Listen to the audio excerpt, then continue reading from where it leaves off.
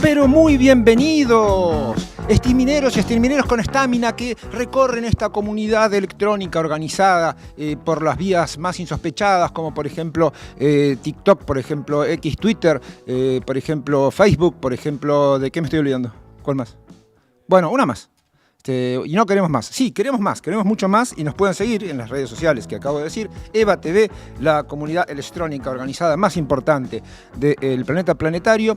Y acá estamos, medio emisión, porque Julián Manuel Fava tenía compromisos contraídos con posterioridad, así que un episodio más de Alpargatas y Libros, el programa, como siempre decimos, siempre igualado, jamás imitado. Y hoy vamos a hablar de un prócer. Sin saber muy bien qué es prócer, ¿no? Prócer, un ser superior, un héroe de Marvel, una especie de superhéroe de la patria, o una persona común que se dispone a ser artífice de un destino nacional. Sí, hoy vamos a hablar de Manuel Belgrano. Manuel Belgrano lo han villiniquinizado, lo han mitrizado, que son ese broncíneo elogio permanente hacia una personalidad al punto de hacerlo inhumano, cuando en realidad Belgrano siempre fue humano, siempre fue profundamente humanista, y por supuesto que en el espacio que tenemos es imposible recorrer toda la carrera, toda la vida, azarosa vida, comenzada en 1770 y falleció en 1820, apenas 50 años de una vida de novela, se podría decir. Por eso, si pudiésemos recomendar algún libro, que por supuesto será difícil de conseguir porque nosotros no cedemos a ningún facilismo, están los escritos económicos, vamos a empezar por los escritos económicos, de Manuel Belgrano, que fueron recopilados por Gregorio Weinberg. Y esto no es una cosa menor. Traigo a colación a Gregorio Weinberg porque fue uno de los grandes especialistas de Manuel Belgrano. Gregorio Weinberg fue un historiador, también fue un humanista del siglo XX en la Argentina, pero fue sobre todo un tipo que supo recuperar a través de la editorial Solar Ayet un montón de clásicos de la literatura argentina, de la literatura política argentina. Pienso en particular en el libro de Mariano Fragueiro, Organización del Crédito y Cuestiones Argentinas. Y sobre todo, como especialista de Belgrano, Gregorio Weinberg, en su casa de Caballito, donde fui una vez, había logrado reconstituir la biblioteca de Belgrano. Claro, no los libros de Belgrano, porque ya son libros viejos, más viejos que este que acabo de presentar, pero todos los libros que leyó Belgrano los tenía él. Porque hay que ver la biblioteca. Uno cuando entra a una casa así de repente y ve libros, hay que ver la biblioteca, hay que escudriñar ese rincón del alma puesto sobre anaqueles, que en realidad refleja la personalidad, las ideas, los deseos, los temores, las ambiciones de la persona que lee esos libros, que frecuenta esas páginas. Y Belgrano tenía una gran biblioteca, grande para la época. ¿Y cómo fue que Belgrano tuvo una gran biblioteca? ¿Y cómo fue que después gente como Gregorio Weinberg también se interesó en él? Para que se den una idea, porque ustedes no lo conocen a Gregorio Weinberg, yo sí lo conocí cuando era chico yo, no Gregorio Weinberg. Una vez, mi familia vive en Chile, y una vez Gregorio tenía que venir a almorzar a casa, y Gregorio lo llama, la atiende mi mamá, pregunta si puede ir con un amigo, ¿no? Siempre pasa, digamos. Santiago de Chile, la CEPAL, un ambiente en el cual a los amigos de nuestros padres les decíamos tíos, por eso el tío Gregorio llama a casa, habla con mi madre, dice que va a caer con un amigo, sí como no. Cuando llega, ese amigo con el que almorzamos no era otro que Erich Hobsbawm, el historiador por antonomasia del siglo XIX, XX y de la edad contemporánea. Y otro detalle sobre Gregorio Weinberg para que veamos el nivel de este muchacho. Cuando José Saramago, premio Nobel de Literatura, vino a la Argentina, pidió por favor cenar con él. ¿Sí? Ese era el nivel cultural que tenía Gregorio, mi tío Gregorio, y que además supo volcar en Solar Ayet y traernos y rescatar del olvido tantos próceres que han sido deificados y que a fuerza de ser embroncecidos dejan de ser humanos y no podemos parecernos a ellos. En cambio, ¿cuánto me gustaría parecerme a mí, a Manuel Belgrano? Manuel Belgrano, si bien nació por estas tierras, se fue a estudiar, creo que tenemos la foto, o producción, se fue a estudiar, ahí está Manuel Belgrano jovencito, en 1809, perdón, 1792, 93, por ahí, está estudiando en España. Se fue a estudiar a España a la universidad en Valladolid y sobre todo en Salamanca, donde estudió Derecho. Y ese joven Belgrano, apuesto muchacho, era hijo de uno de los comerciantes más importantes de la gran aldea que era entonces Buenos Aires, y se fue a estudiar a Europa. Se fue a estudiar a Europa, pero no en cualquier momento, a fin del siglo XVIII. Ese siglo XVIII, perfectamente descrito por Alejo Carpentier en el siglo de las luces, porque era el siglo de las luces, era una conmoción, una explosión de ideas, era tenerlo a Carl Sagan en cada esquina, diciéndote cómo era el universo, para qué existíamos, cuál tenía que ser el sentido de la vida, ¿eh? Bueno, y ahí va nuestro Belgrano a estudiar Derecho, en un ambiente de la Revolución Francesa, 1789, 1793, era año terrible, masacres por toda Europa, revoluciones, cabezas que ruedan, que vuelan, que caen. Y ahí estaba Belgrano estudiando Derecho, pero también interesándose por la economía política que había surgido por esos años. Sí, la economía, la ciencia lúgubre, se va a aproximar de la mano de quién. Esto cae en el examen, no se olviden. De la mano de François Quesnay. François Quesnay era un tipo muy importante en la vida política francesa porque era el médico de Madame de Pompadour, la favorita de Luis XV, porque esto también es intrusos en la historia de vez en cuando. Y resulta que François Quesnay se juntaba con otros vagos ahí en Versalles y preguntaban cuál era la fuente de la riqueza.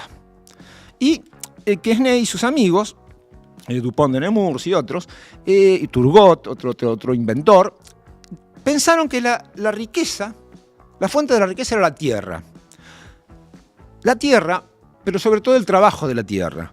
Lo que crea la riqueza es el trabajo. Y ahí nace la teoría de valor-trabajo. También Quesnay, con sus amigos, hace una especie de tablero económico general, en el cual, que es una primera esbozo de cálculo del Producto Interno Bruto, o de cómo funciona la economía, pero Belgrano se empapa también de esas ideas. Estaba a la vanguardia de las ideas económicas de ese momento.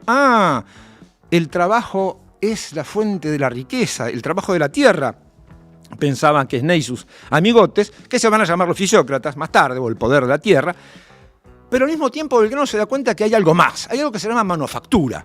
Recordemos que hace 20 años nada más, en ese momento, un escocés muy distraído llamado Adam Smith había publicado La riqueza de las naciones, en la cual retoma teorías de Quesnay, pero que lo amplía, y ahí es donde aparece la manufactura, aparece el trabajo humano como el creador de la riqueza. Y todas esas ideas van a quedar en esa cabecita loca de Manuel Belgrano, que luego de estudiar va a hacer una práctica a Madrid de 4 años para recibirse efectivamente de abogado. Y ahí sí está en una de las grandes capitales europeas del mundo, recibe permiso del Papa, un permiso especial para leer todas las obras prohibidas. Porque ustedes saben, en una época, en vez de impedir que la gente leyera libros, simplemente se los prohibían. Todavía no existía esta cuestión de youtubers e influencers que impiden el acceso al conocimiento, sino que lo que había en ese momento era una lista de libros llamada el Índex, como el índice, Index, de libros prohibidos. No había que leer libros. Ni libros chanchos, que está prohibidísimo, ni libros políticos, porque eran peligrosísimos. Y es así como, gracias a ese permiso de lectura, otorgado por el mismísimo Papa, Pío no sé cuánto, tienen nombres, después de los Píos vienen los nombres. Belgrano accede a las ideas de Montesquieu, división de poderes. Un país donde no existe la división de poderes carece de constitución. No dice Montesquieu, igual que la Argentina hoy, no hay división de poderes, el Congreso no funciona, la Corte Suprema duerme, el Ejecutivo hace lo que quiere, suma del poder público, tiranía. No, derechos humanos, dicen los franceses, dice Jean-Jacques Rousseau, J.J. Rousseau, el Yaya Rousseau lo dice en el contrato social, y hay más, Gaspar Melchor de Jovellanos, un pensador español, con las ideas de libertad también, accede, Belgrano está embebido de ese ambiente cultural en que los pueblos tienen que empezar a pronunciar palabras como libertad, igualdad, fraternidad, donde hay que terminar con esa cuestión del derecho divino. Y ahí también Belgrano retoma a un pensador jesuita del siglo de oro español que es Francisco Suárez. El poder viene de Dios, pero pasa al pueblo. Y es el pueblo luego el que decide quién manda. Es esa idea de contrato social. ¿Y qué contrato social podía existir? ¿Qué contrato social podía tener entonces lo que era el virreinato del Río de la Plata, lo que eran las colonias de España en América del Sur. ¿Qué contrato era? El contrato colonial, el monopolio de comercio. Todo le teníamos que comprar a España, España nos compraba todo, y evidentemente las ideas librecambistas de Belgrano en ese momento son importantes. Hay que comerciar con todos, pero hay que comerciar transformando las cosas, usando ese trabajo del que hablaba Quesnay, del que hablaba Adam Smith, invertir ese trabajo humano en fabricar cosas y venderlas después, pero terminar con el monopolio que imponía, casi tiro todo porque estoy belgranizado, terminar con el monopolio que imponía España a las colonias. Por supuesto, había contrabandistas en Buenos Aires. Entonces, cuando vendían objetos, particularmente de Inglaterra, contrabando que va a seguir existiendo y va a ser muy importante. Hasta tuvimos un presidente contrabandista de apellido Macri, no lo quiero nombrar, pero ese contrabando va a existir y va a haber una clase contrabandista en Argentina. Por otro lado, Belgrano vuelve a la patria, que todavía no es patria porque todo es colonia, y lo nombran en el consulado.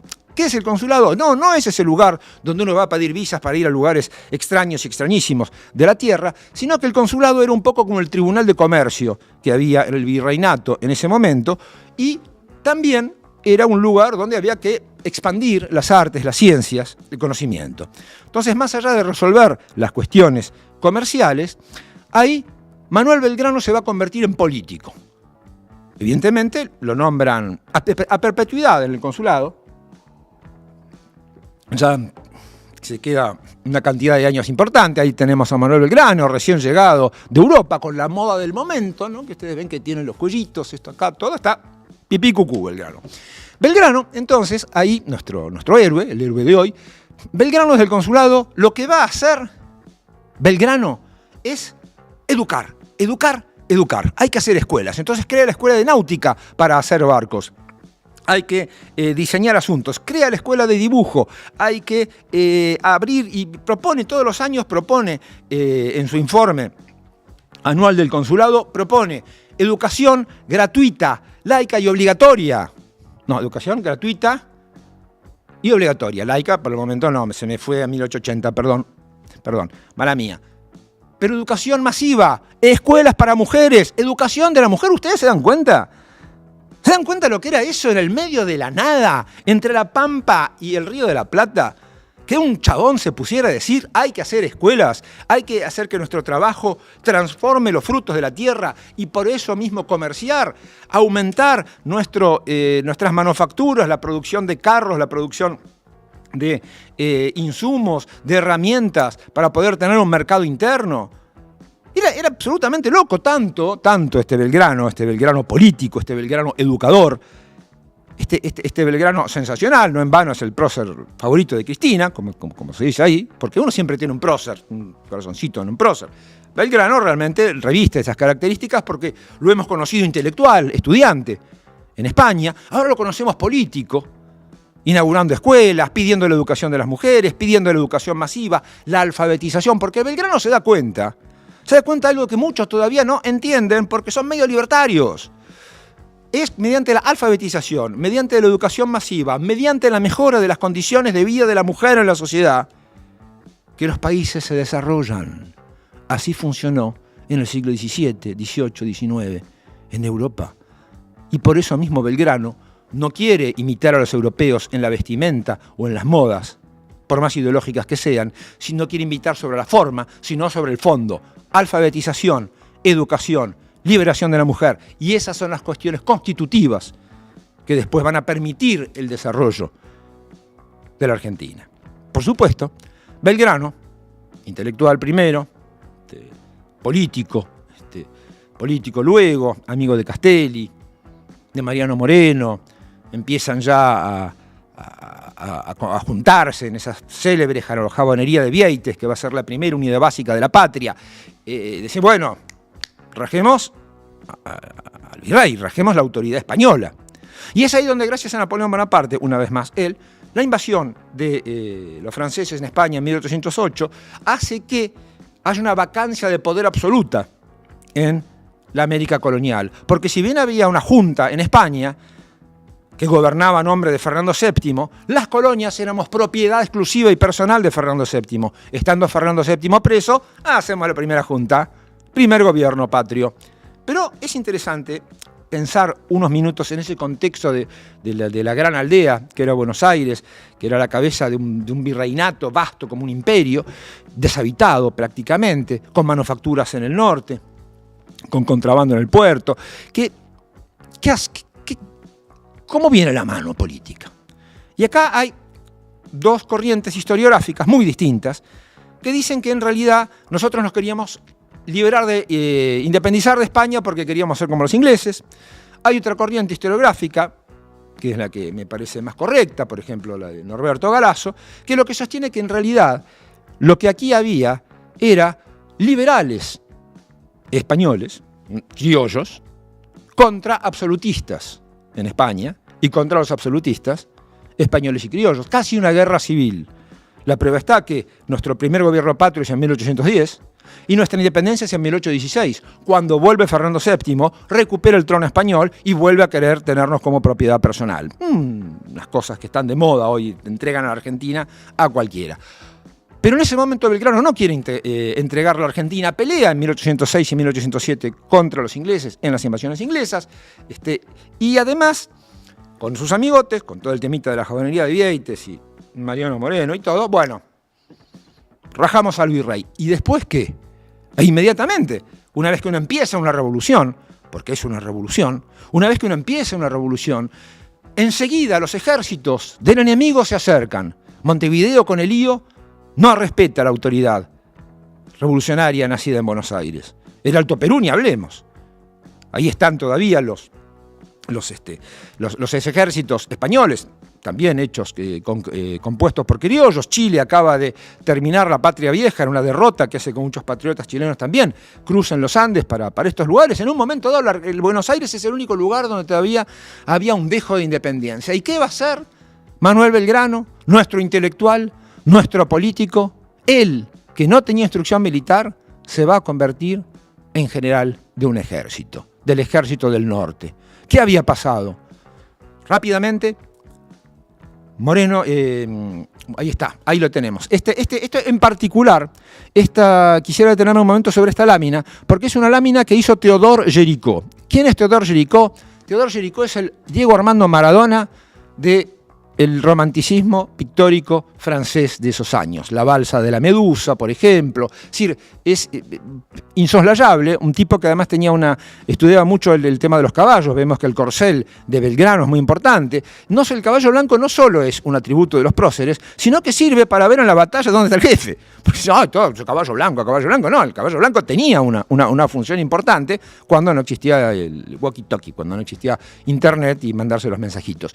Y este Théodore Géricault va a hacer, a pedido de Cramer, una calle que viajó a Francia, a pedido de Cramer, que fue un oficial francés del ejército napoleónico que vino después a pelear por la independencia argentina, a pedido de Cramer, digo bien, no sabemos a qué altura, ahí le va a pedir a Géricault que haga un grabado de Belgrano y un grabado de San Martín. Y acá está el general Belgrano, en su corcel, lo podemos suponer en la batalla de Salta o de Tucumán, dirigiendo las tropas.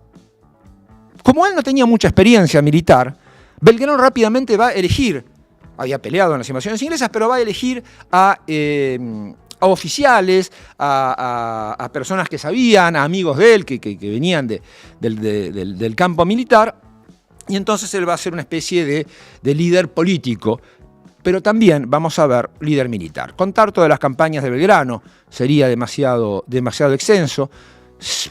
Era un tipo de costumbres muy frugales, comía lo mismo que sus soldados, vivía con sus soldados, era duro cuando había actos de indisciplina.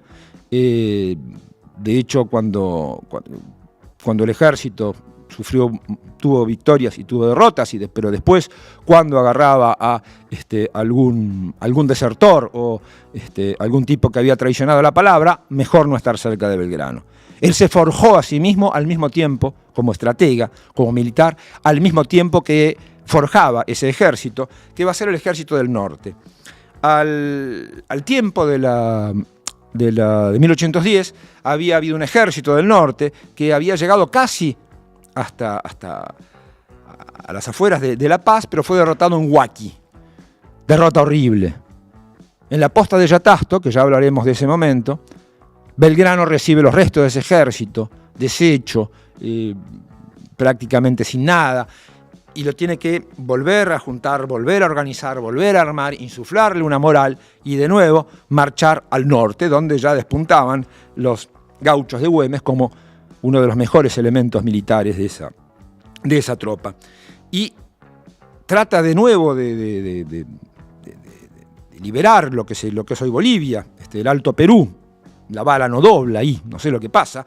Perdíamos siempre que subíamos, así que se nos apunaba la tropa. No sé, la cosa es que Belgrano no puede avanzar y el gobierno de Buenos Aires le da la orden de retroceder hasta Córdoba. Si imagínense, 500 kilómetros, 600 kilómetros, prácticamente la revolución acogotada. ¿Qué hacemos? Hace lo que hace un gran general, Belgrano. Desobedece órdenes idiotas, porque saber desobedecer también es una marca de genialidad militar.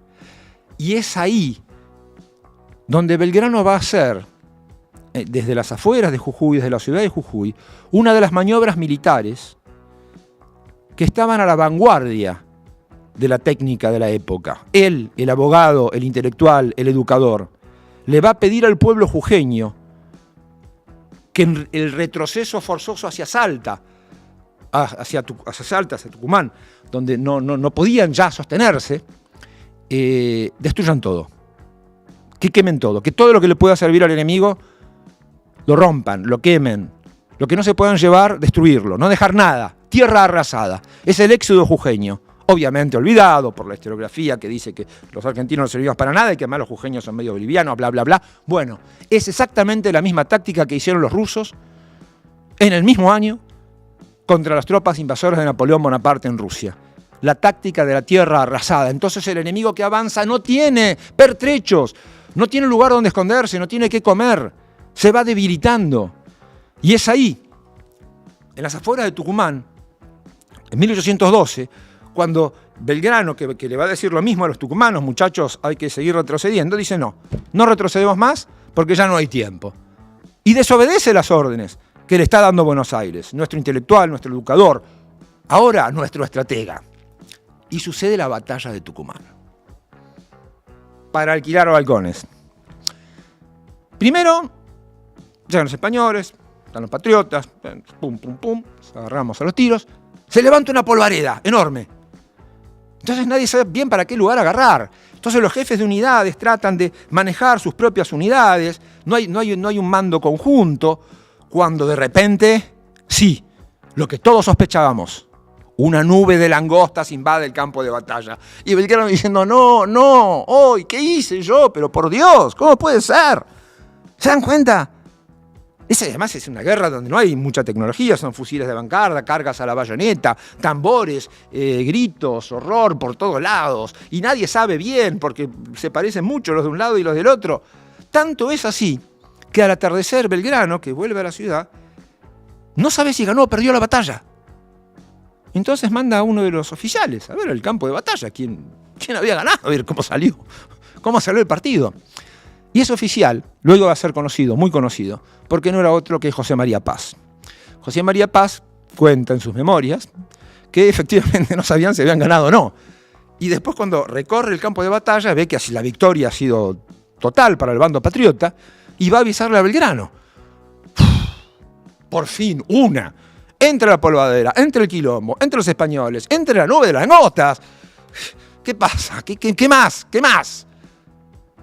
Fue quizás la victoria más importante de Belgrano, que conocerá otras, luego la batalla de Salta. También conocerá derrotas cuando intentará liberar lo que es el Alto Perú, las batallas, las desastrosas jornadas de Vicapugio y Ayohuma, donde precisamente una afrodescendiente argentina, Remedios del Valle, va a ser la que va a asistir a Belgrano y a las tropas de Belgrano, tanto que Belgrano la nombrará capitana del Ejército del Norte y que es la que está, si ustedes tienen la suerte de tener un billete de 10.000 pesos, es la que está al lado de nuestro querido general Belgrano. Belgrano, después de los desastres de Vilcapugio y de Yohuma, vuelve a la posta de Yatasto a entregar, como él había recibido antes, un ejército derrotado a manos de nada más ni nada menos que don José de San Martín, que también había estudiado en Europa, pero había estudiado los artes militares, Murcia, la academia, etcétera, etcétera, que había peleado ya contra las tropas francesas en las guerras de independencia de España y que ahora estaba al servicio de la patria, que en ese momento ya empezaba a tomar un poquito más de color celeste y blanco o azul y blanco, que es el color que Belgrano eligió para crear la bandera en 1812 también, en las barrancas de Rosario, donde por primera vez ondeó la seña patria. La batalla de Salta fue la primera vez que presidió una batalla en nuestro pabellón nacional y que si ustedes van al Museo del Prado en Madrid, se toman el 152 Ramal Madrid y llegan, ahí van a ver que todos los Borbones tienen la banda presidencial argentina, azul y blanca, porque era la marca de la Virgen María. Y sobre esos colores, Belgrano, que además era un tipo un ferviente cristiano, le da esos colores a la patria y le da al ejército derrotado, ese ejército humillado en las pampas de Vilcapugio y de Yohuma, a don José de San Martín, que recibe el ejército. Belgrano, muy enfermo, tiene que ir a Buenos Aires, donde lo quieren acusar, lo quieren encadenar, lo quieren condenar. Bueno, Clarín le saca tapa tras trapa. Bueno, la cosa es que en ese momento San Martín examina el ejército y ve que no está tan mal, que Belgrano fue un buen general, que era un buen organizador, que se preocupaba de sus soldados. A veces tenía algunos arranques de humor, don Manuel Belgrano. Por ejemplo, José María Paz cuenta en sus novelas también que un joven oficial llamado Dorrego se reía de Belgrano porque tenía la voz aflautada, así que suponemos que Belgrano hablaba así, ¿no? Entonces, eso de la voz aflautada no le gustó nada a Belgrano. Bueno, después Dorrego hará su camino, Belgrano hará el suyo, pero era una situación en la cual este intelectual, este educador, este político, se encontró al mando de un ejército, hizo lo mejor que pudo, lo dio todo. De hecho, él, que venía de una de las familias más ricas de la ciudad de Buenos Aires, va a terminar en la más absoluta pobreza. Justo fallece el día de la bandera, el 20 de junio de 1820, y el día en caos absoluto, una anarquía total en Buenos Aires. Y en ese momento, con el fallecimiento de Belgrano, de hidropesía, es decir, tenía líquidos adentro del cuerpo, producto de la existencia que había llevado, sobre todo en las campañas, posiblemente una falla renal también, él, que venía de una gran familia acaudalada, termina en la más absoluta pobreza. No como esos personajes que te cruzan fronteras hoy, no para liberar pueblos, sino para fugar guita, o tempora o mores, o tiempos o costumbres, o personas. Pero no hay Manueles Belgranos en Argentina, hoy hay un montón. Somos muy herederos del legado belgraniano, pero no como una cosa fúnebre a la que haya que ir a rendir una pleitesía triste y conmemorativa, sino como algo festivo. Porque la plata que le da el gobierno de Buenos Aires a Belgrano después de la victoria de Tucumán, Belgrano la dona toda para hacer escuelas. Escuelas que recién serán completadas durante el peronismo y durante el gobierno de Cristina. Es decir, el legado de Belgrano es algo que nos constituye como nación, no solo por los símbolos patrios, la escarapela también fue una idea de él, sino que esa cuestión de la alfabetización, de la educación, de la ciencia, de la cultura, del lugar de la mujer en la sociedad, son cosas que hoy están en riesgo en la Argentina. Y es también, en nombre a Manuel Belgrano, que tenemos que saber defenderlas, acrecentarlas, la ciencia, la cultura, la fuerza y el lugar de la mujer en la sociedad, ahora también de las diversidades, toda esta cuestión que nos hace distintos a los demás, no mejores ni peores, pero sí distintos y prontos a la solidaridad. Belgrano tuvo descendencia, tuvo 2 hijos, Manuela Belgrano y Manuel Belgrano, de dos mujeres distintas, y lo interesante es que una de las novias de Belgrano era pariente de Encarnación Ezcurra. Encarnación Ezcurra, la esposa de Rosas. Entonces Manuel Belgrano va a ser criado por Rosas. Interesante, ¿no? Tanto que después se va a poner Manuel Belgrano y Rosas, en honor al que lo crió, otro prócer, del cual sin duda hablaremos ya cuando nuestro filósofo Faba esté presente. Pero quería dejarles este recuerdo, esta semblanza de Belgrano, como un tipo que logró pensar una nación, sobre qué bases hacer una nación, presentar un proyecto político, y se consumió. Después los gauchos de Güemes mantendrían a los españoles a raya en el norte argentino. San Martín iría en una aproximación indirecta vía Santiago de Chile hasta Lima. Pero no está mal recordar a Manuel Belgrano en toda su dimensión, con todas sus características. Pero en el momento de la independencia, por ejemplo, ya para ir terminando, hay unos chismes, en el momento de la independencia, Belgrano decía, bueno, pero ¿por qué no ponemos un rey inca? ¿Y saben lo que dijeron los oligarcas de la época? ¿Cómo vamos a tener un rey color chocolate? ¿Se dan cuenta que también el racismo, el contrabando, la vileza vienen también desde esas épocas, que se puede hacer sublime, como San Martín, como la capitana del Ejército del Norte, como Belgrano, pero también se puede hacer soez, bajo, racista, libertario? Entonces, tratemos en esto que damos en llamar alpargatas y libros, de unir la alpargata que sirve para marchar con el libro que sirve para pensar, y ese conjunto llamarlo peronismo. Vaya entonces un saludo a todas nuestras redes sociales, Twitter, Facebook, Instagram, TikTok, gracias producción, siempre presente.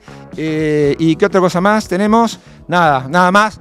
Esto ha sido Alpargatas y Libros, esto ha sido Manuel Belgrano. Por favor, no dejen de leerlo en cualquier formato que lo encuentren.